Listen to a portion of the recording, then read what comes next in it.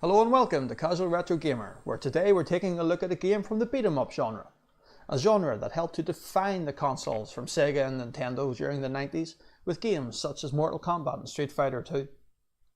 We're taking a look into the world of Amiga again today, and beat-em-ups for us were a slightly different story.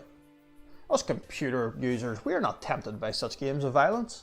I'd rather play an adventure game, a strategy game, something that needs thought, none of this senseless, frantic, button bashing nonsense.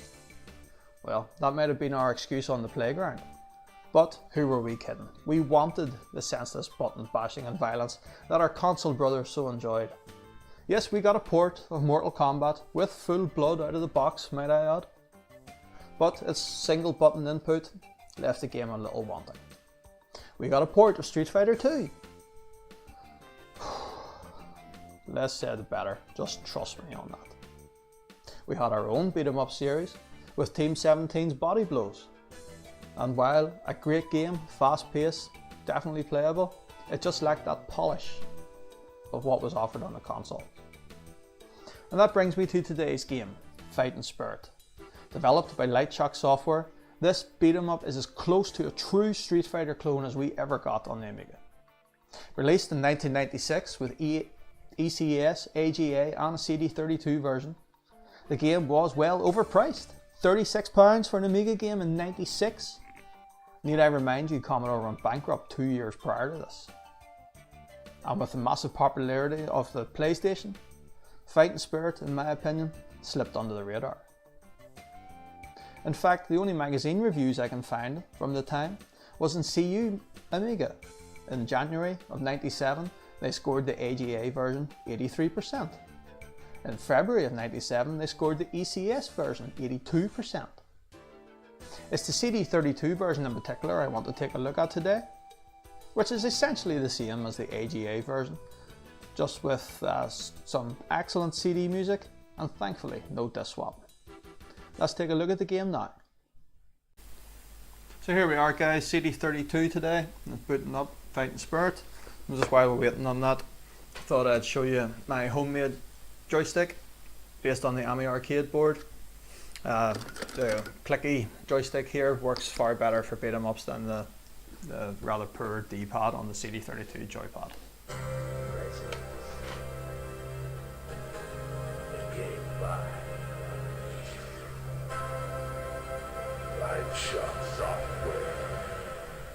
Maybe just take a minute here to watch the suitably cheesy 90s intro.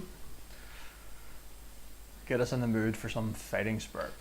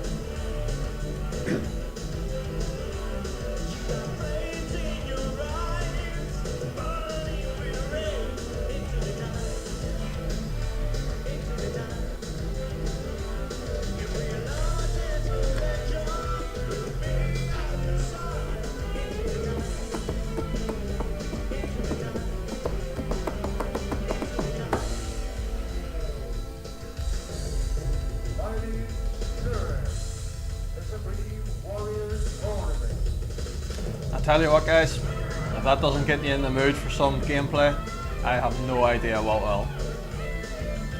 How perfectly 90s cheesy.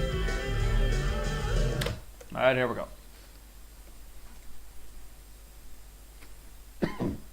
Excuse me, I'm still struggling with this cough of it. Okay, main menu. Story mode, that's just your typical one-player campaign. Versus battle, pretty self-explanatory. Tournament allows up to 8 human players. It's in a knockout style. Team match, 2 teams of up to 8 players each face off against each other. Hall of Fame and our options menu. Difficulty easy. I suck at these games, which you'll soon see. We're leaving it on easy. Rounds, typical 3, continues, time, music off and on, sound effects off and on. Shadow match, you turn that on, you just get another match against yourself in the campaign. Gameplay speed, all these games had to have a turbo mode. Certainly for me anyway, it's completely uncontrollable in this game on turbo, so I have to leave it on normal.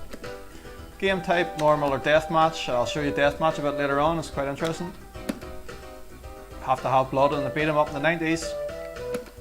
Stun mode, leave that on. Special moves, you can turn them off, so if you're playing with someone who's not familiar with the game or not familiar with beat 'em ups in general, you can just have, it's all just punches and kicks in rather than the specials, but we'll leave them on.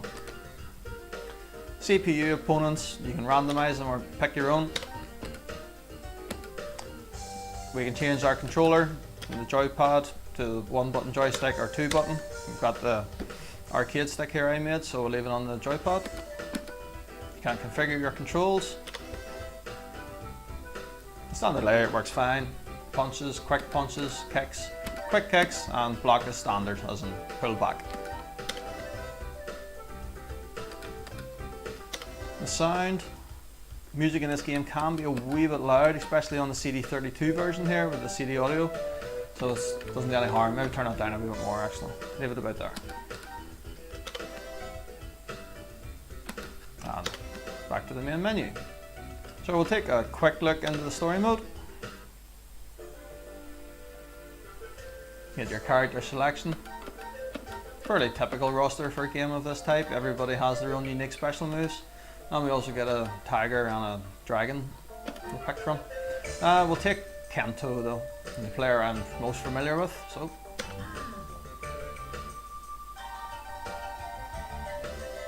very Street Fighter feel in this character select.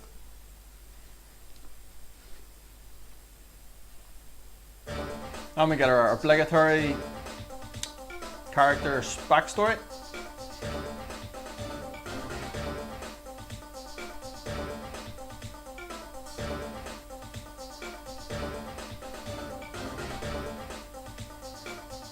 So it's a typical story. Jenshi, main bad guy, you have to fight his minions, defeat him, and it's all about revenge. Jenshi killed your master, so you're going to go and return the favour, shall we say.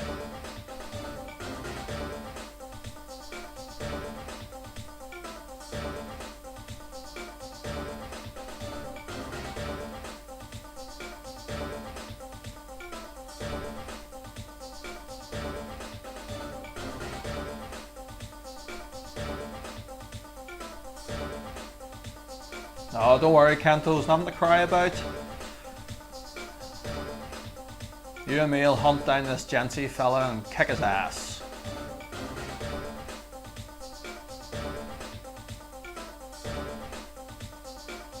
Our fighting spirit is the Onikawa dragon. So each of the characters has their own fighting spirit, which is reflected in their special moves.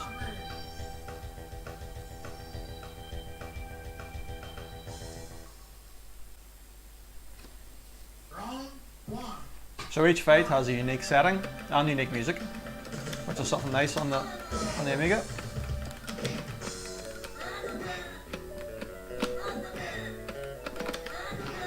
So there you are. That's the 4 special moves that Kento can do. Oh, jump over that.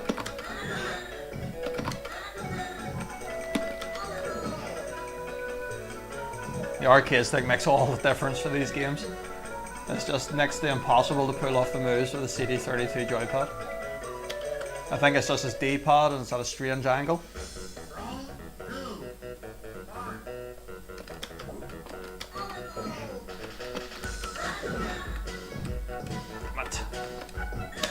Something that's quite unique to this game on the Amiga platform anyway is the animations in the background. This guy will just come over here a bit. You see the waterfall and all there is animated, the tigers are animated. It's little things like that that just set it above the rest on the platform. Most games on the platform don't have any animations in the background. Street Fighter 2 on the Amiga, God, I'd rather not talk about it, to be honest with you, but it's so slow, so hard to control. There's no animations, there's player animations missing. It's an absolute mess. But this game proves the Amiga could do it. It's got everything. Nice background animations, the player animations are smooth, fluid. The controls are fantastic. You get these wee funny loading screens in between rounds. Kento's sweating over Sheila in the shower there, by the looks of it. Never float your boat, Kento.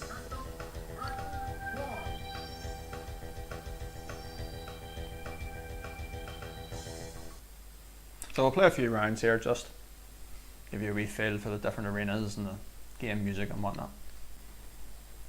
Round one.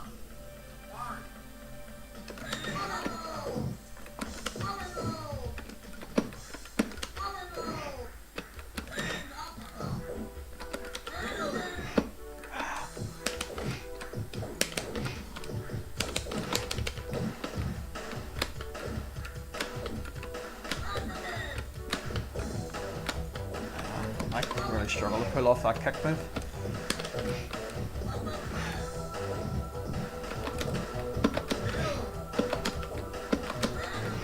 I'll finish him.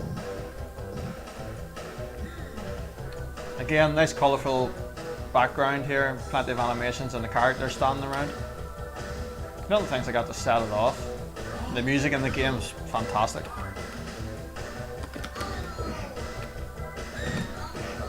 Oh, they got me.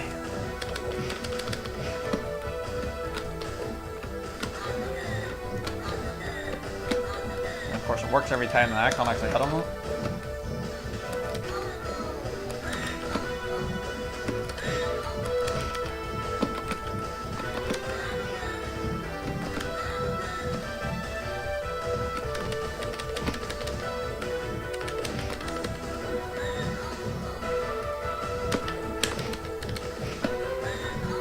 I got my ass kicked here, haven't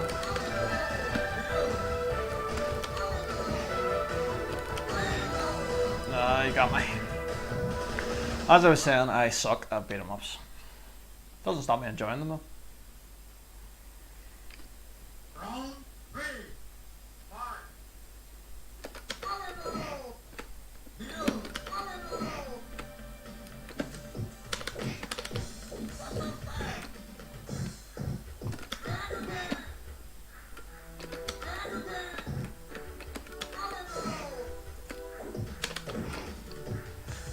Learn your perk. You can see the blood at the bottom of the screen there. Stays between rounds and things. Little touches like that. Just set the game above the rest. I have no idea what that is.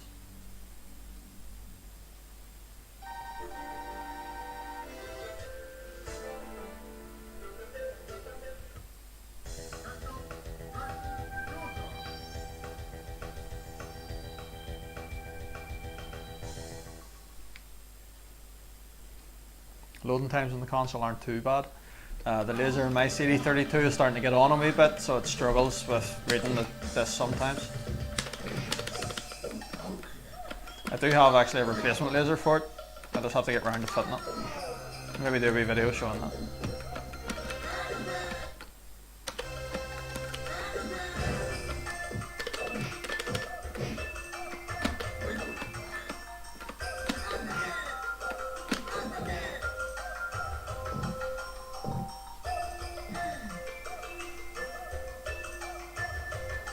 There's one of the better looking arenas, I think.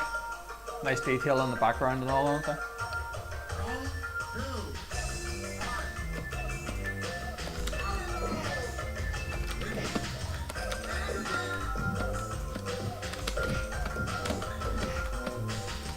I don't know why this guy has a monkey living up his shorts, but I'm sure we'll not ask.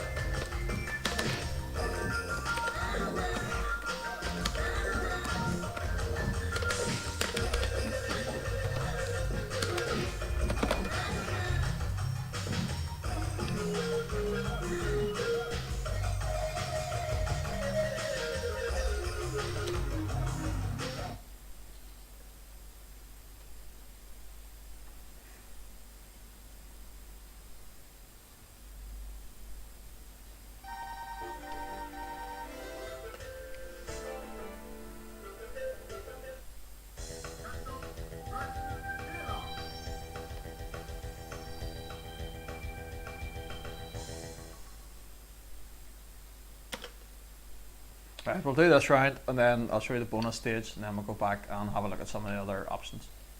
Round 1. Fight. Another colourful background, at the animations again. Fantastic for the Amiga, absolutely.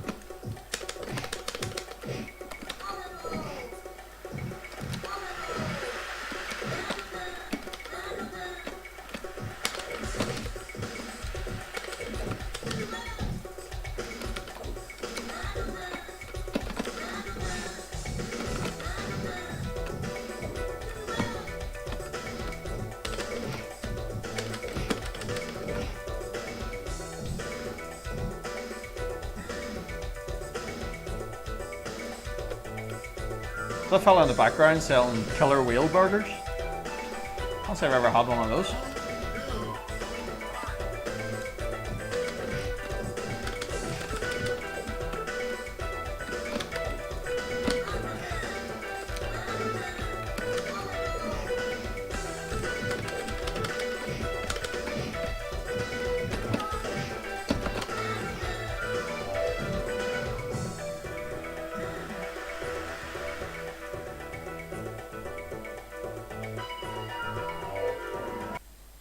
Right. So on Street Fighter 2 you get the car. This game goes one better and gives you a helicopter to kick the crap out of.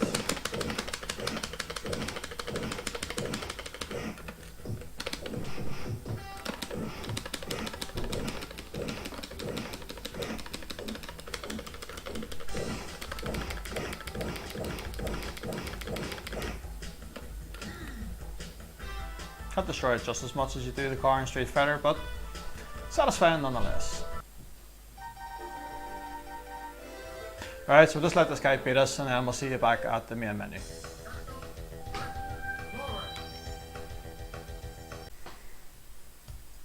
Alright guys, here we are back to the main menu. Just go into the options again quickly. And we'll show you a deathmatch this time. But while we're in here, I'll show you something else.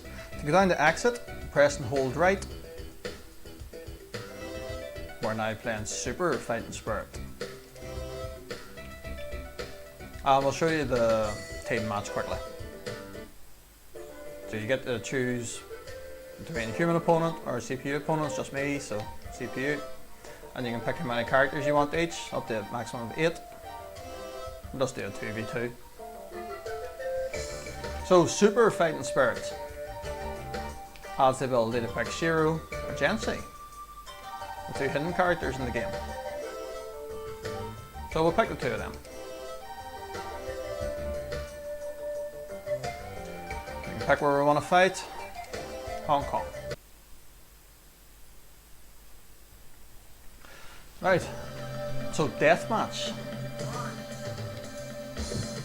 You'll see above that the health bars are gone and been replaced with one long bar. So if you think of it a bit like tug of war,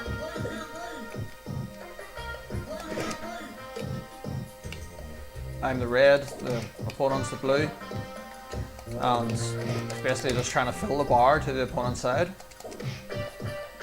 You have to fill it completely, win the round,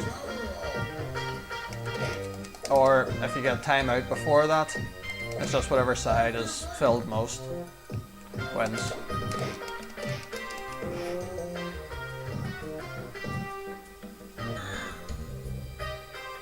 Jenshi does not approve.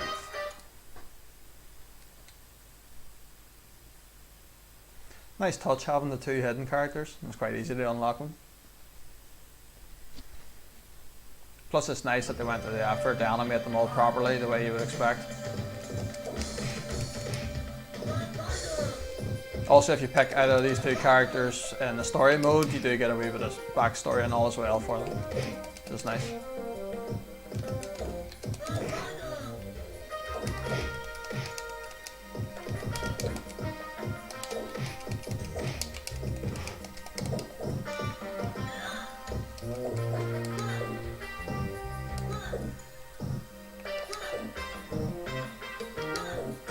Again, despite this game being on easy, the CPU seems quite content to block a lot of my moves.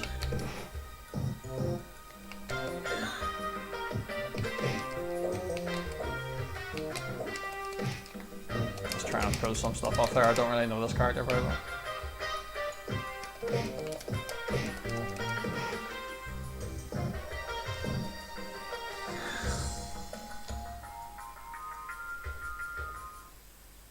That's it, player 1 wins. There we are guys, that's pretty much all I wanted to show you today. Fightin Spirit, or as it's now Super Fightin Spirit, on the Amiga. So there we are guys, Fightin Spirit. Hopefully after watching that you agree this is a fantastic beat 'em up for the Amiga, and the game we all knew the platform was more than capable of. Okay, so maybe it's not as good as other 2D fighting games in 1996 on the likes of the Saturn or the PlayStation, but if you consider the hardware it's running on, I think Fightin Spirit is truly one of those forgotten gems from the 90s. For me, this game is an absolute must-own for any hardcore or even any casual fans of the genre. My name's Glenn, thank you for watching Casual Retro Gamer, and I'll see you next time.